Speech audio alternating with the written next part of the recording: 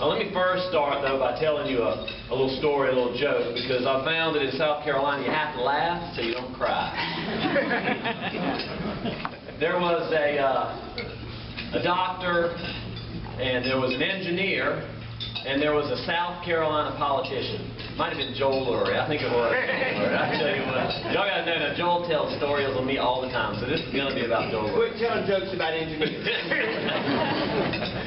There was a doctor and engineer and Joel Lurie, who's a South Carolina politician. And they were sitting around under a tree, and they were talking about which one of those three had the oldest profession. And the doctor said, well, I have the oldest profession, because if you look in the Bible and you look in the book of Genesis, you'll see that when God created man, He decided that He needed to create woman as well.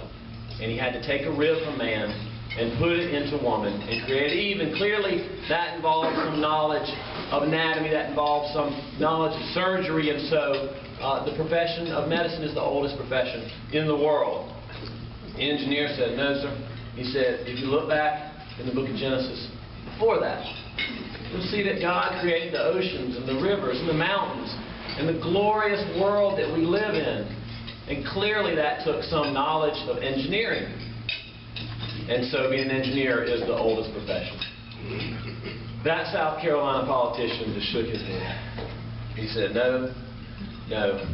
If you look back before Adam and Eve, if you look back before the creation of the world, in the beginning, there was only chaos.